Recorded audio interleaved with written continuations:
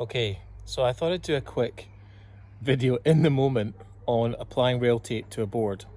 Now, I've never applied rail tape to a board before. In this instance, I'm applying it to a new SUP that I've bought. It's a Quattro SUP, and I want to protect the board. They're beautiful boards, but there's no doubt about it, I think they're quite fragilely built. So I want to make sure that I keep it in good condition. I've had it out the last few days and I've already sort of scratched the side with the paddle. So I ordered the rail tape, it arrived today, and I just put it on. So let me just flick the camera around here and you can have a look and see what I've done. So the reason I wanted to put this video on is because I watched a YouTube clip from the Sup company of one of their team applying rail tape, and it's the same rail tape. It's ion rail tape. This is quite thick, sort of heavy duty stuff that you can see here, and it's going to do the job. Unquestionably, it's going to protect the board. I guess putting rail tape on a board is never for vanity, so it's you know, it doesn't look that pretty, but it's going to protect the board, which is good, especially paddle boarding where you're hitting the board with the paddle, as I've done here, you know, underneath the rail tape. But the way that the guy applied it, he did a really good thing to re-roll the tape the opposite way that it came, and that gets it nice and flat. So that was a really good bit of advice. Then he said, put it on the front and hold a line, and then roll it back. And then what you want to do is not interfere with the rail of the board and the water flow. You put it on and then you lift it up, and then you run a Stanley blade along, following the sort of the curve away of the board, and it just peels back nicely and you're left with this really clean line. So I try not to laugh, but it's impossible. So I did exactly what he said. I started here and I started trying to follow the lines where the edge falls away, and then the material kind of lifts up, and then so I'm trying to pull it back down again, and then I've kind of gone, so that's a kind of interesting shape.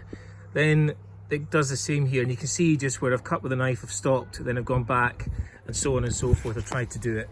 So then what I did was I got to here, and the actual water line, if you like, where the edge of the rail of the board is much further down. So I thought, right, I'm going to leave that cleaner line here, and I guess what it's doing is protecting all of the top and all of the edge, which is good.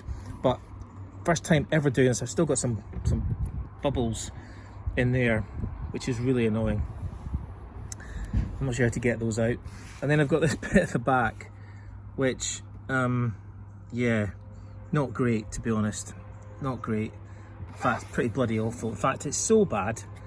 I'll keep it on for now, but I think I might have to redo it because I think it's pretty bad. Clearly it will protect the board next time I take it out, but I think it could be a rework.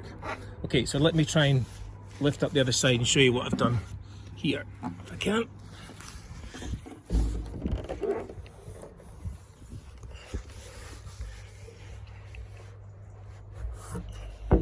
Whoa.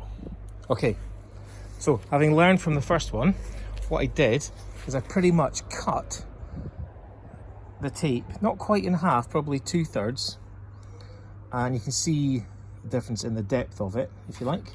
Still the odd air bubble, and that gave me something much less deep to play with in terms of the top to bottom height of the tape. And then chose my starting point, which is equivalent to the other side, and then just ran it along that sort of midpoint as the board starts to fall away, and I pre-cut it with a pair of scissors. So I was now dealing with something much easier to handle and also easier to get it on the board. And this side looks significantly better. We're talking, now these are the scratches that I put on it last few days from using it, so they're underneath the rail tape. That's just fine, that's just the way it is. Even the back I managed to pretty much contour the rail tape with the black line of the board.